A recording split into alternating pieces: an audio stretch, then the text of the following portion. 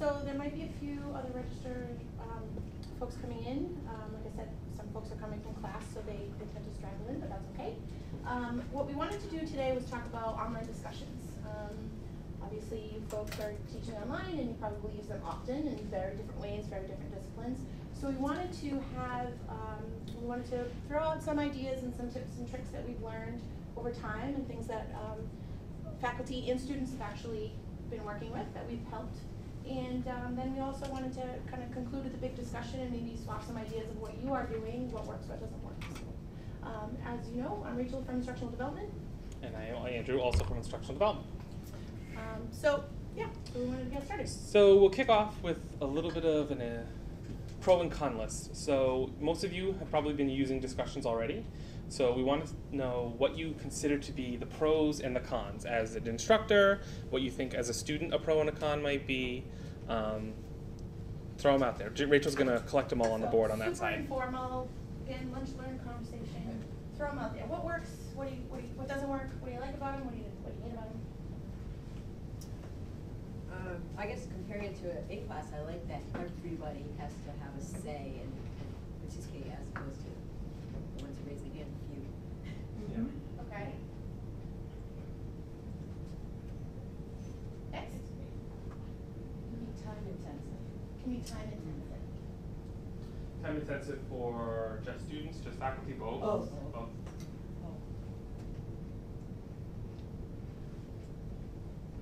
Okay. And the pro list for me is, it gives some interaction between students, and otherwise, they don't have that in the online forum. They're just sort of on their own next semester. Okay. It's no fun to float out in space. Bill, anything? What works, what doesn't work? It sort of does and doesn't give interaction. Back in the day, the platform before this, some of you have probably been doing this long enough to recall, it used to tell you how many of their classmates' posts those students had read. Now there are ways to gain that, sure. But you could tell whether or not they had made a serious effort to follow the discussion, which is the main point of the thing. Whatever they post is almost meaningless, really. The main thing is that they read what the other 19 kids post. The new platform does not permit us to track that, which puzzles me, because when the students log in, they get a message saying you have N unread messages. So why can't we somehow know that they have not read those messages? And then we could, send them the stern, omniscient thing saying, I see you haven't read all your messages. You're only going to get half credit for this discussion. Yep. But that was the best feature of the old platform, and I can't believe it, that we let that go away. Because now they can open it up, and in 5 minutes, they've handled a 2.5 or 3 day discussion, and they're done. They don't have to follow along. They don't have to pay attention to what other people do. They don't have to interact in any meaningful way. Okay, so just planning out the exchanges and the limits and the constraints of that. I just want to know if the students have read the discussion or not. And the programs track that. They tell the students that they haven't read it, so they don't tell me. Does anybody have any experience of, I know it's something that could be a tech fix, but it could also be, I guess, how would you really grade your discussions? Because really in an online course, the discussions are the bulk of the participation. So how do you really tell whether or not students are engaged in the discussion or engaged in the question? I require now students post a certain number of responses to other students' posts. So it doesn't completely fix the problem. They can just read 2 other students' posts and respond to those 2 posts. Yeah. And I would like to be able to track. The system sucks in tracking everything. I make them do 1 post and 2 responses. Right. But that's a 10-minute job. It's still minimal, yeah. I think most of the students do read the discussions. But I'd like to reward that and maybe create some incentive for the ones who blow it off, basically, and put in 5 minutes. So we're looking for real engagement. There's different types of discussions too, because I do both kinds. I do the type where the students have to do their own initial post and then respond to 2 other classmates. But then I do just a discussion board where there's a topic, and then and in those I can kind of tell if they follow the topic based on what they're talking about, because they have to kind of lead the topic along and refer back to kind of what other people have said. So. Stacey, anything from the same corner of campus?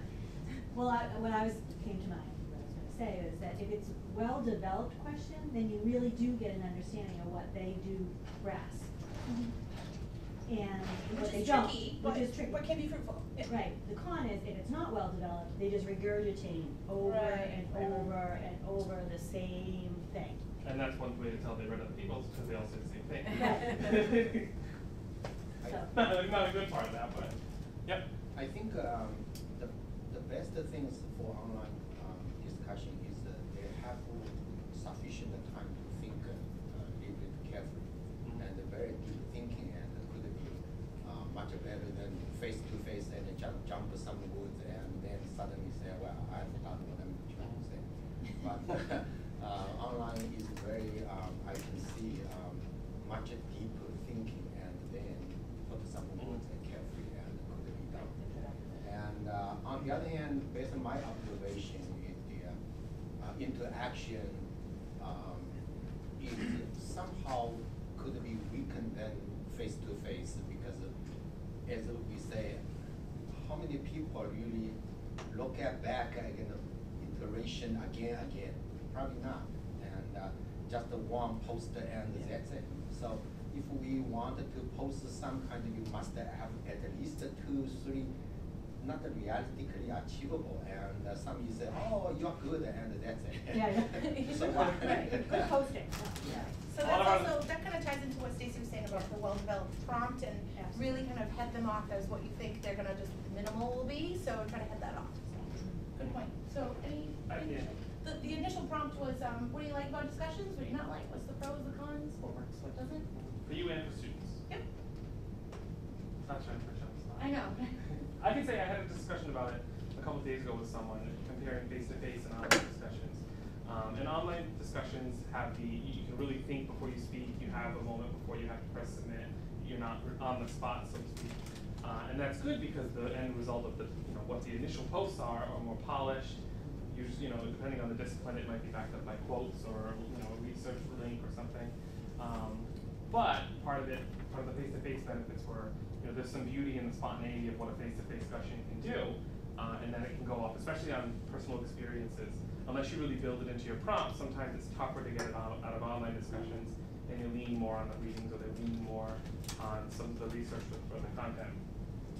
So we'll talk about those two. Yeah, we did this one to get an idea of what angle you're coming from, but also to kind of make a roadmap, a shared roadmap, so we can then go through the rest of our presentation and really address the things that you want information about, rather than just us kind of spouting out what we think you might need. Can I add one thing, because it's probably the biggest problem that I have in online discussions. I guess the first pro is everyone has to participate, but this gets back to crafting the questions. If I have a class of 15 to 16 students, it's hard to come up with a question where there's going to be 15 or 16 interesting, original. So the only way I have around this is to come up with 3 or 4 different discussion threads and kind of tell them you have to participate in at least 2 to kind of spread out. Otherwise, any question I come up with, by the time it gets to the students posting at the end of the week, it's all been said. Okay. Good point. Okay. Yep. So any other pros or cons anyone would like to share? Yep.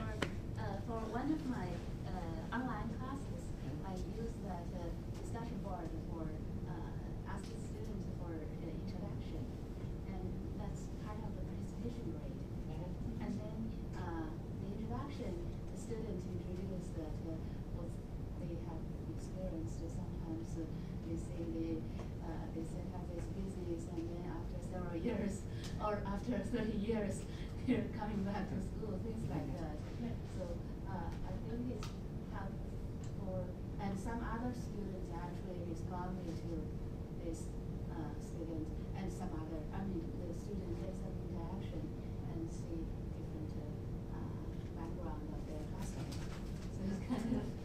It does. It takes your content, it takes the online course, and it humanizes it. So it's not just the content. They have people from different backgrounds, from different work experiences, personal experiences, and with the fact that everyone has to participate when they're reading discussions, gives them a more well-rounded picture of something even you alone couldn't give them. For me, at least, one last pro is it makes them write more. Yes. You add to the amount of writing in the course without killing yourself. True. They almost produce part of the readings for the week. The con is that you have to write. Even a couple of paragraphs, at least they're doing some writing that they know people are gonna read, Mm-hmm. without me getting a stack of papers. True. So, I like True. that. Yeah. And that's the nature of the discussion. If you look at it at the end of the semester, if you had like a weekly discussion, including replies, it's longer than a paper might be if you look at their entire body of work, and they've gotten sort of the practice. Because that's really, the discussions aren't really the largest part of the grade like a final project would be, but they give you the chance to work with others to sort of try and learn as you go. But that does, you're right, it does teeter on busy work for both faculty and students because you need them to get that information back to you, you need them to exchange those thoughts and ideas, but how they do it and the parameters in which they have to do it, if you put a minimum word count or whatnot, it can be busy work for both of you. So, yeah. Yep. So in the presentation, we have 4 different styles and sort of strategies for doing discussions that might look familiar, maybe not. If at any point they look familiar, you're doing one of those, please share, and we'd love to hear how you're using them too. Yeah. All right, so first up, non-text, sort of to jump on, it's great to make them right. Non-text responses are a way for students to, you can include some text, but then also making them go out and find something to back up what they're saying, or find something to write about. So if you give them a really, really broad topic and you say, go find something narrow or something about this that interests you, share whatever it was that you found, an article, website, video, bring it into the discussion and sort of spark more discussion on your own and facilitate what's underneath it as opposed to writing all the original yourself. Instead of just writing the original yourself, you're sort of sparking more of the discussion. So we've seen folks do this with TED Talks or case studies or even opening organizations when they have their opening, foundations will have their, opening ceremony, but they'll have their dedication speeches that folks want to analyze for rhetoric reasons, or facilities when they're launching a new facility or new practice in healthcare. Folks will need to know of this information. So why not have the students pull in the information as well? So it's one thing to have students write about it and pretty much reiterate everything that they've gone and seen and experienced, but have them pull it in, have that be part of their prompt. So you can write about your resource, you can react to your resource, but also pull that in so everybody gets the same experience. So if it was a movie clip, or if it was a website, or like Andrew said, a case study or an article, bring those in. There are some instructors also that pull this into their prompt, and their directions are much shorter because they just leave the video to kind of speak for them if they can. Or if it's another medium form, an image, a chart, a graph, analyze this, and they post up what they're doing. So think of more, minimizing that text, that reading that we were just talking about, how it can be a little daunting. Try to minimize that. And you get back to the heart of discussion too, which is a lot of smaller pieces of text and not so much about one, and then the replies, which I guess this is sort of a bad example, 1-sentence replies. So if you as a student go and you find something about a particular topic the instructor asked, you post most of it and people are replying to you, you now have people have to read other people in order to even participate in the 2 replies part of the discussion requirement, or however many replies. So also a tactic to sort of subconsciously make them read other people's. And if it's about a topic about the course anyway, they've also benefited from it, so there's something in it for them, because then when they're doing final papers and exams, they've learned a little more about the topic. We've also had instructors specific to marketing that, you're in marketing, so you're learning about presenting, constantly being on, right? So you're attracting attention. So your subject line isn't, Rachel's post or Rachel's response to the reading. It's a catchy title, and that's part of your grade. Did it attract more views? Is that an incentive for students to go read your thread? Is that something that draws in readers? Or if it's a writing class, if you're talking about publications, think of ways that they can use their real life skills in their activities and in their discussion assignments in class. That's obviously not going to bend and flex well for each discipline, but it's something to think about going forward. How are you presenting yourself? Maybe you're not presenting yourself to your peers, you're in a learning lab, but think of presenting yourself to your colleagues, your eventual colleagues. That's what your target audience would be for whatever you're writing. So communicating that in your instruction is one way to do that too. And the other thing I was going to say was, think about it, if you're covering the same material in a face-to-face format, you wouldn't just stand and kind of keep talking and talking and talking. You'd pass around that material. You'd show that clip. You'd go over that website in class. So trying to recreate and being a little creative as to how you're bringing that into your online classroom can be tricky, and especially there's different levels of tech savviness. But those are things just to think about. An interesting way I've seen the non-text piece used, has anybody heard the term clickbait? Has anybody heard of the website called BuzzFeed? And it's the list of like, the 10 things Disney World didn't want you to know about their employees, and and you click it, and it may not be quite as exciting as it seems. You can use a similar style, and I had done that in a class where it was like pick the 5 pictures or the 5 whatever you can find out there on the web that you think speaks best to. Wish I could remember what we were discussing. It was a film course. It was a film course, and it was about a time period. And it was bring in the 5 pictures you think most represented that time period, or at least the way you perceived the film, the ones you thought most reflected it, and then reply to other people. So there was no text at all. It was just, the original post was the 5 pictures, and then underneath you replied with, what everyone interpreted what you had posted. So again, flip the text. Is it sparking any ideas at all? Okay, that's good. That's at least one thing. All right. So next up.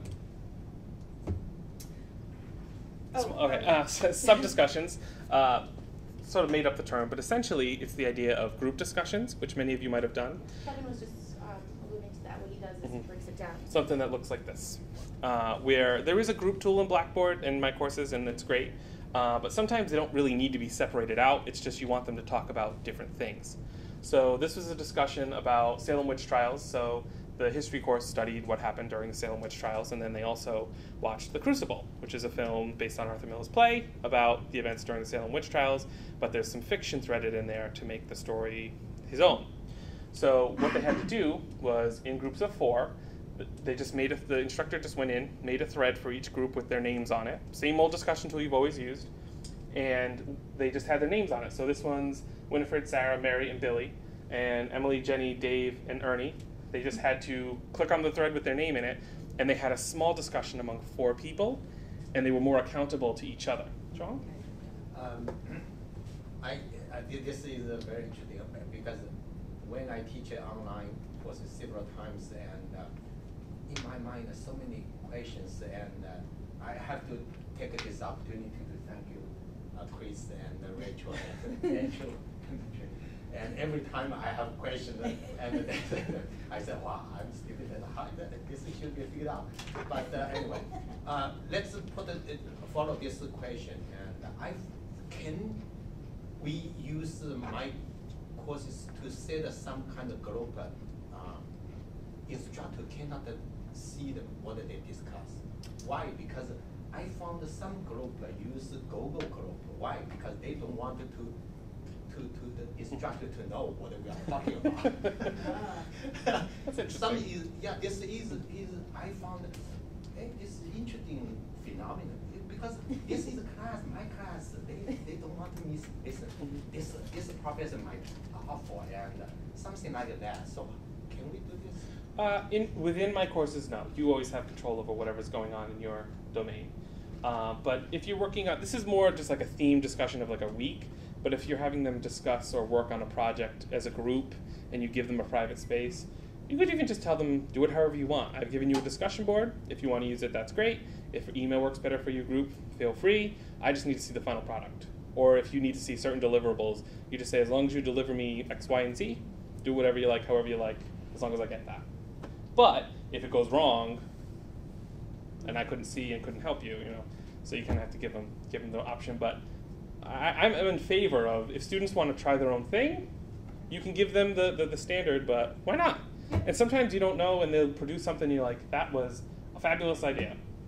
And it produces a product that was more than what you had expected. So. And it's sometimes it's just whatever is in their realm, or not their comfort zone, but what's within their resources, right? So maybe they can't get to this, I know online is online, but maybe they just have different constraints at home that they have to use different tools, or I don't know, maybe that's just something that works better for them when they're here, or maybe there's just another tool or software that works better outside the course site to achieve what they're trying to do for their project, and just communication in general. And then as long as they bring in those pieces and those products you're looking to create, I think that's great.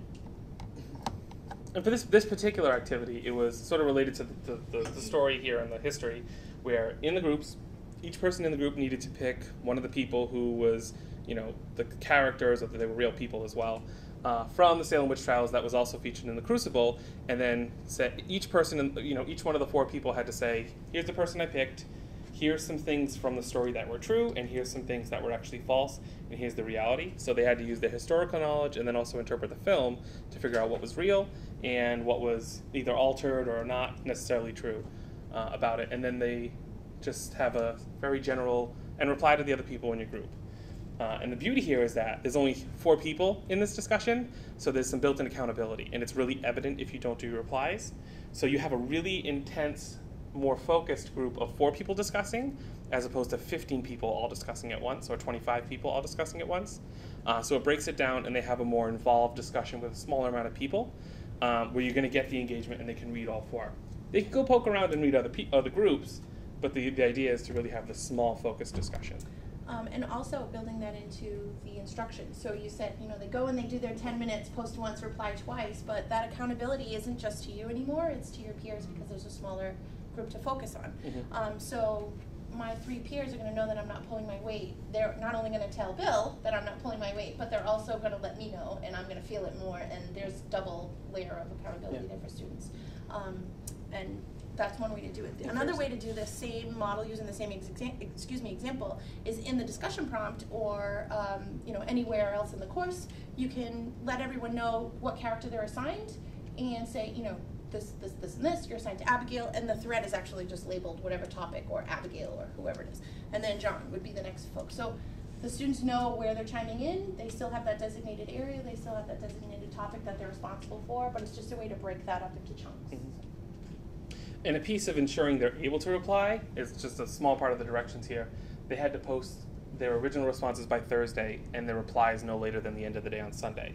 So that meant people had to have their posts in by a certain point, and there was a window where they knew posts would be there to actually reply to. Because if there's one due date on a discussion, and you've probably all seen this, they all flood in there on Sunday night, and then a lot of people don't end up getting responses, or half the class is already finished, so the other half posted, and why am I going to read those? I already did the work I needed to. So you leave that weekend and a couple days for them to read everything that will just be there at that point. It creates some waves for you too as an instructor. So if you are teaching several sections or several classes, maybe that's something that works well for you is to stagger it. My first section is due, the first response is Tuesday, and then the follow-up responses are due on Saturday. And you stagger it Wednesday, Sunday, Tuesday, whatever works for you. Keeps them on their feet too. So does anyone have any experience with breaking discussions into groups or any highs or lows attached to that? Kellyanne, do you? I haven't done it recently. I used to teach management 311, which we don't have anymore. We don't have the course anymore. And I did do small groups, like they had to read a case and I put them into small groups and they had to discuss it with their small groups instead of the whole class, but I haven't done it in a while because I've been In those small groups, did you find they discussed more in the smaller groups than they probably would have in a class-wide? Yeah, I mean, mostly my experience with like discussion boards is with my grad class, and they're just crazy discussions. So I don't really have a problem with people not doing it so much with the grad school. Grad school's different. Can be a student, Okay. I did it for the first time because you had helped me, and it was very different than the whole large group. Because I think they are more accountable, and I think it wasn't just like they threw it in and then they left and went on to the next week. They really had to keep up with their own small group, so it worked well for me. Actually, when I think back to it, what I had, it was kind of an assignment discussion. They actually had to talk about it together and submit something together, so it wasn't really a discussion. Because I remember it's part of the it. undergrads, I remember getting the emails, we haven't heard from this person yet, and it's almost the end of the week. So it was kind of a pain in that respect. And part of this too, this could be like 1 week's discussion, and then another week you could do the same format with groups, and you shuffle all the people. So 1 week they work with this group, next week they work with another. If you do 4 of those throughout the semester, they've now worked more intimately with everybody in the course without having to hope they click someone's name in another course, in another discussion. Tracy, did you want to? Sorry. All right, next up. So resource sharing. I'm a huge fan of having your students go and bring in resources. So we did kind of touch upon this when we said, non-text responses, but think of it as, you know, for example, the prompt that we used for this example was, with the final project now behind you, post your abstract to the discussion forum as a new thread, and be sure to include any core resources that you use to support your conclusions. So links, images, charts, graphs, any of the things that you created for your project, or any really, really reputable resources that you found that maybe the class didn't cover as a whole, bring those in. It's a moment of reflection. It's an opportunity of reflection after a big project, but it also stocks your toolbox as an instructor of resources for the next session of your class. So it's a way for them to kind of do some of that digging for you, right? So you have all these different things you can weed through what's useful to you, what might be useful, more up to date, or you know, what could be fruitful for the next run of the class, or it's just something. It's a great idea to have everybody, you know, that accountability piece, and they're actually contributing, and there's something else that they're bringing up to their. They're producing a bit of the knowledge as well. Yep. By bringing in stuff. Is that something that would work? I know you're shaking your head like that. I mean, you guys are constantly delving through research, so. Yeah. Yeah, this was actually a project that I made this morning, but it was based on a project I had done for another course on. It was a course on universal design, and I did the use of audio captioning to support diverse learning styles. And an abstract is almost like it's like the perfect length for a discussion, and you don't really have to work with new knowledge. It's just sort of recompiling it in a different way. And so it's that self-check too. So if you're reading your abstract and then compared to everybody else's, it's that moment of, well, where did I go with this project? We all had the same prompt for the assignment, but wow, they took it in a totally different direction. That's really a great idea for the next time I'm faced with this scenario. Something else that we included here were, you know, obviously charts, graphs, case studies, debates, current events. We have some CJS courses that they, you know, when Ferguson was going on, they were taking in those as resources, and students were, I mean, there were so many things available to the students. So it was really nice to kind of keep that link to reality, because sometimes we get into our bubble, right? So it was nice to kind of bridge that gap for folks. Personal experiences that they had throughout the whole process of the project or the paper.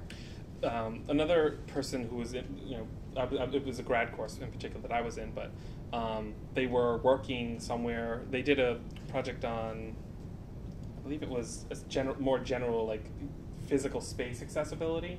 So, like, doors had to be 3 feet wide. They needed clearance for anybody with a wheelchair. And they designed furniture for that company, for a company that did it. And so they just, like, went into the warehouse, and they were, like, taking pictures and stuff, and then they shared it with the class, and it was part of their research paper at the end. So it was fascinating to see what people could really pull in. And I think you've probably all been surprised sometimes when you know, 1 or 2 students hand in something, you're like, oh, they had awesome stuff that they could share. And this gives an avenue to get it not only to you, but to the students as well. And this is like an end of course thing too. So you can even just let it be loose. Like, yes, you have to do your first one, and then read and just reply to the other people. Maybe it's not quite as much toward the grade. That's part of, we'll hand out a thing a little later about strategies for how you handle discussions, but let them be a little looser in this type of an activity. They've done the final paper, the big thing's done, and I was like, just talk about your projects. Well, I grade. And it's an accomplishment too, so they, you know, it's a feat for them to get this thing done, right? And then that's that opportunity for them to say, oh, hey, yeah, I did do it. I completed this. Thank God it's over. Here's what we did. Here's what we went through. So you're also reaching out to that community again, where you're networking with your folks, and you're just kind of tightening that relationship up in the class. Okay. Your face, your turn. Oh, terrible. So addressing the class as a whole, right? So we talked about a little bit about managing unruly discussions and how it is daunting for you as the instructor. There's so many threads to go through.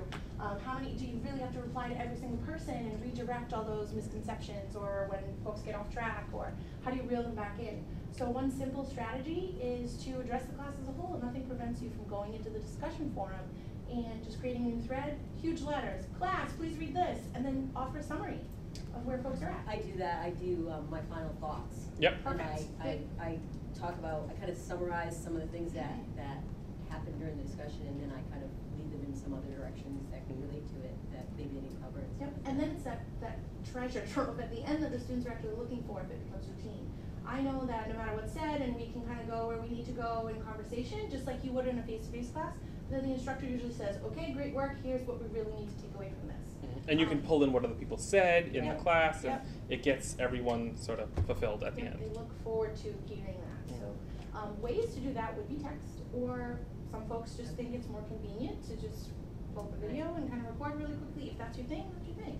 I thought about that, that would be nice to do, Yeah. I haven't done that yet, but I would like to. And it keeps that humanizing piece that we keep talking about in the class, so they get another opportunity to see you rather than you're welcome to my course video, right? Yeah. And oh, there's Kelly, and it's Saturday night and my stuff's due, and oh look, we all went wrong. You know, and intonation isn't a thing anymore because now they're seeing you. So And it's a time saver, and you know, if they're face to face, they see you. You know, you Yeah. could record it in your office, and there's a tool built in which we can tell you about, but that makes it really easy to just record and drop your video right in there. You can read, and a lot of people just take little notes on the side of like good points people make, names, and then you just turn on the camera and go. yeah. I just for advice, what do you think, and in comparison with the announcement, and normally I post the announcement weekly, and what is this week, and because first I'm shy on camera, I never wanted to put my ugly face on. People say, what is an old guy? But what do you think? Which one is good? There's no right or wrong. I think video's nice, especially for a fully online course, because it gives them a little bit of you. It adds that dimension too. You know. And, Yeah. and the other thing that I always think when I write these final thoughts, I'm like, God, they've read so much, do they really want to read my final thoughts now? That's You know, true. whereas if I was speaking them, they probably would enjoy watching But it's that it shy student instead. sitting in class that won't raise their hand to make sure they left the class that day with that final concept down, that they'll go back and read that and say, oh, good, I was right, or oh crap, I was really wrong, or you know. But it can absolutely be text. Yeah. Yep. You know, I always push video because I like video. Yeah. Well, But turn around. it's more the information and the period at the end of the sentence, so to speak, that is the discussion. Would you like to see, you know, say you create a discussion prompt. There's an instructor that did this for CCP, no names mentioned, but he said, okay, everybody's got a 60-second elevator pitch to do to a potential employer. I want it in video. I want you to really go through and grab your phone, grab whatever you can. Again, different levels of tech comfort. But that was what their posts were. They were non-text posts. They were just 60-second movie clips that they worked with. And think of it now from the instructor perspective. You're getting to see your students. You're hearing your students. You're getting to know them a little bit better, right? It's the same for them. When they see you, even though you have all these, you know, I hate video too. I hate it. It's awful for me. But it's that dimension that they get to, oh, look, she's not so scary. Even if she types in all caps, she's not going to yell anymore. You know? So, yep. So, oh, she has a cat. Oh, good. You know, so it's those things that they get to learn about you that they would in class too. So. Are you just using that little icon? Yes, The little the little icon. video everywhere. It was super easy. If you have YouTube, log in. It might be broken at the moment, but in a month it'll be good. I used it this morning, so. It works last long. Okay, sorry. Never. But, Oh, I just had a thought, if you don't want to be in front of the camera, like for my management 201 class, I do my PowerPoint and I do it to my PowerPoint, so Okay. I don't see Yeah. me. So you could make a PowerPoint that shows some of the top points you want to make at the final discussion, and they wouldn't see your face, but they'd hear your voice, and they'd be able to watch it and have the text as well, so Yeah. that'd be kind of a great combination. Yep. I've seen that too. And instead of taking notes on paper, you just throw some bullets on a Yeah, PowerPoint. exactly, And you yeah. even copy paste it from the discussion, Mhm. and you just go through. Mhm. And that's just audio and. So, as he's passing that out, our next kind of concluding piece was just to have an idea exchange. So if there's any questions you have or anything we didn't get to on that board, I was trying to sneak over and peek over there. If there's anything we didn't get to on the board, or if there's any questions that you now have, how to do something, or if you want to exchange ideas amongst each other, discipline, feel free to do so. So that's just kind of what we have for today to talk about. Let's see, presentation. So does anybody think that that Yeah. some of these cons could be addressed or could be Addressed maybe by pushed what we further talked on that about? left side of the line by some of these strategies, the same ones that are on the paper? Yep. Or does anybody have something in their class that they thought, what I just saw on the projector, that's going to be good for that assignment or that discussion? Or I've been trying this discussion for 10 years and I still hate it and they still hate it and it's not working. What is it? Is there a fix that we spark John? today? One thing I did once, probably a couple of years ago, and use a real-time discussion, and people like or hate it. Could be real-time discussion. Say I cannot say that too many times. Probably one semester, once, twice at most. People hate it for the time, and but some graduate students like and said that the real-time discussion and everybody have interaction and complementary to the post. And but the undergrades, they don't like. Yeah, it can be tough to get people all together in an online class. Especially I have 20, 25 people say no.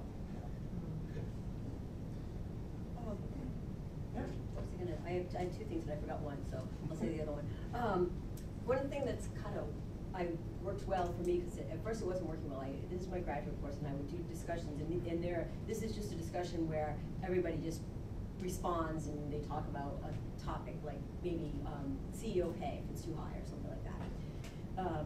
And my first time I did it, I realized I started a thread, and I actually started a couple threads with the different questions, and basically everyone answered my questions, each individually, even though they were in a discussion. So now what I do is, I don't even post any threads. I just put the general question out there, and a student has to start a thread. And then I say, don't start another thread unless you're bringing the conversation in another direction, like if you found something on the internet that's going to bring it in another direction. And so I found it's much better. They actually have to respond. They actually respond to each other instead of to just my question. And sometimes it goes off in tangents, which is fine as long as it's still related to the main topic. You know, and I found it's worked much better.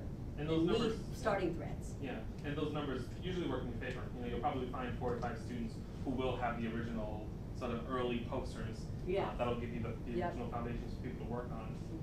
And then the regurgitators sneak in there.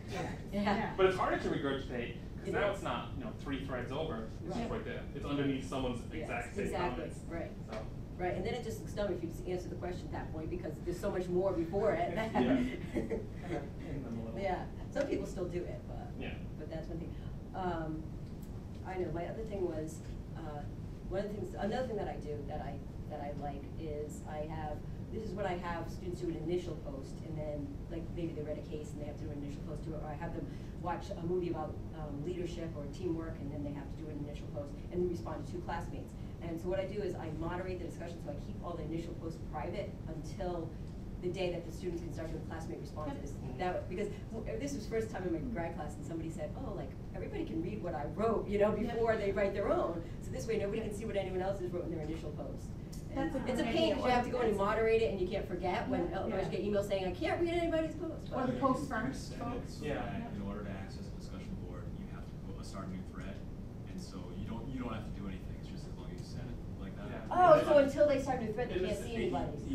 That's good. Then that's better. And if they post a thread that's just ... and then you just say you failed. Okay. Just like addition that. That's good to know. Okay, because it Yeah. doesn't matter if they see it once they post their own. Right. In the setting for the discussion, I think it's called post first mode. Okay.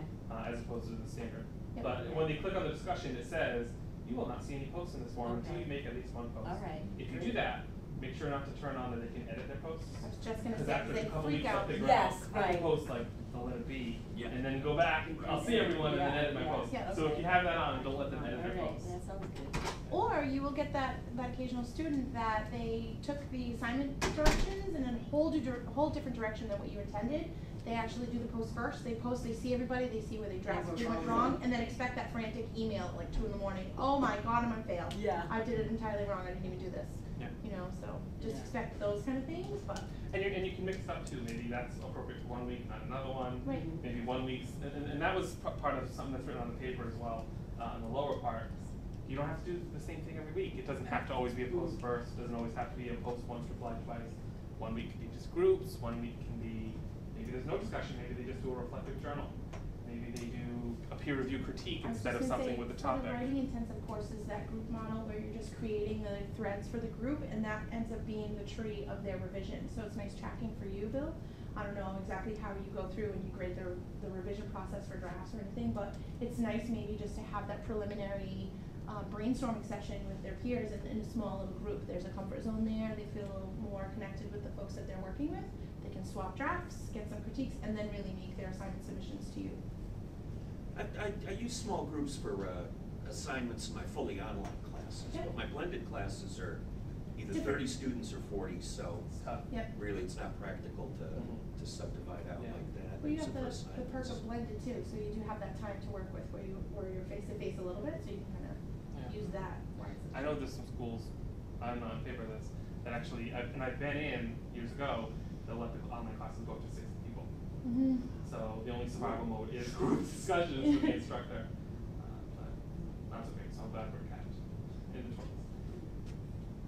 Any other ideas? I saw Steve writing down a few things, so. Watching. I know. What else did I put at the bottom of that paper? I would just, say, probably the next part do this, the, staggering your deadlines so that they have the initial post by one day and then the responses a couple days later. I actually didn't start doing that until a couple of years ago. I was teaching online for years and years, and it was like Saturday night at midnight was the deadline. So, and I would wake up Sunday morning to deadline trees. And so I started doing that. That helps a little bit. It's still, like, my deadline is Thursday midnight usually, and so you get that deluge Thursday night, and then Saturday night come all the responses, but at least it's. Well, it's digestible chunks for you and for them. Yeah, and it makes it possible to have other things due on the Sunday or the Saturday. Because if arguably the original post is really a little bit more work than the replies where you're building off what someone else has done. So if you also have an assignment or a paper due the same night as a discussion reply, it's not quite as heavy as a load as it would be to have to do the original post if you're a real procrastinator. Do the original post and 2 replies and a project. It spreads out and it makes them be in the course site more often throughout the week. And you get that less frantic post, right? That you can just tell there's tons of grammar errors, they are all over the place in their thoughts because they procrastinated, they waited until the last minute. So that kind of diminishes that a little bit. I currently use 1 week for them to provide the contents to other teams. Probably I should make it shorter, like so 2 hours. Yeah, you could, as long as I think that if you do shorter than 1 week deadlines, as long as you give it to them up front, it's like in your syllabus schedule of like, this stuff's gonna be due on these days, and it's up at the top of the, your week area, it says, this is due Thursday, this is due Saturday, this is due Sunday. You can take advantage of multiple days of the week, 24 hours is tough. But if you do like, this is due halfway through the week, this is due at the end, that's fair, and it's one of those strategies to keep people in your course site more than just 1 day a week. And it's whoever made, whoever made that, the magical rule, wherever it came from, I don't know, the post once, reply twice, only on Sundays at 11:59. I have no idea where that came from, we didn't do it. But it's a way to go around that, but you have to communicate it because it's been done so much that how it feels for you also feels for them. So if it is a change in that routine, you're gonna lose a few students because they're not used to it and they'll end up getting at 0 because they didn't realize it. I thought I came up with that. If you did, we're gonna have to talk. We've got stuff from the 90s that says it, so. Oh, really? I call it discussion fatigue, when it's just Yeah. one discussion every single week, always do on the Sunday, post once, reply twice. By the end of the semester, they start to be a little lackluster. So you can keep some of those, some of the small groups, change their roles in the discussion a little bit, keeps them a little more engaged with what they're typing, and what they're saying, or writing, or speaking, or recording. And encourage them, if you do have tech-savvy students, encourage them to use different ways of responding. So maybe they are attaching a paper as an attachment to their post, they can write some text, and maybe they do want to chime in on video, or just do an audio response or something. Folks out there know how to do that without even needing us, but we're always here to help too, and there's other resources on campus that your students can use to get that done. Yeah. But it's a great way to meet them. Especially you could even, some people change the rules on replies. If it's a writing course, that might be a little different, but you say, your first post has to be, text-based, but if you want to do a recording, like an audio recording for a reply to someone, you can. If you want to do a video one, you can. Or depending on the type of how much weight you carry toward the grade, what the content is. Sometimes if you say, text is always cool with me, but if you want to do these, you can. You'll find that some explore it, and then some will hop on board. Just when they see that their peers doing it. They like reading those, and they're thinking, oh no, well, I don't want to do that because that's a different way to do this. It kind of livens it back up for them. And it could be, you decide for discussion. 1 week that's cool, 1 week it's not so much. We actually, Andrew and I were in a universal design course over the summer, and the instructor was blind, and so she had to go through Blackboard with screen readers. Have you ever listened to a screen reader? They're robotic and sounding, and they're a little bit overwhelming if you're not used to it. And one of the things that we were exposed to in the class was having to listen to different screen readers and seeing what the software was. And I remember thinking, I don't want her to think that I sound like this, because I don't. And I sound just like 14 other posts because it's the same software she's using. So we talked about a little tool, and he gave me an idea for using a tool. So I started making my responses. I gave a text, right, because that's what she needed. but I also gave my little audio and my summary of what it was, and she sent me private emails. She's like, I feel like I get to know you now, and I feel like your initial introduction, she asked for visual, so tell me something about yourself. What do you actually look like? I described myself, and she said, you do sound like you have crazy brown hair. And I thought, okay, that was a joke, but she said, oh, it was nice to meet you. And then from then on, like, other folks started using their own different tools to kind of get that built into the course. So it was nice. It was a nice experience. And it's sort of, it makes it very, blunt. Is like she was blind, so she really couldn't. It was only whatever the text had said. But really, if it's all just text, essentially, yeah, you're blind. You don't get to see really the students. It was a nice perspective for me, and it made me want to add a little bit something extra, and then other students started doing the same thing. It was a nice course. So that's all we have. I know you have to get back to class, but there's still some food in the back, so please yeah. please grab. Yeah. We have our contact info here. You already know how to find us. Yeah, but it's here. Yeah. All right, thank you very much. Thank you. Thank you.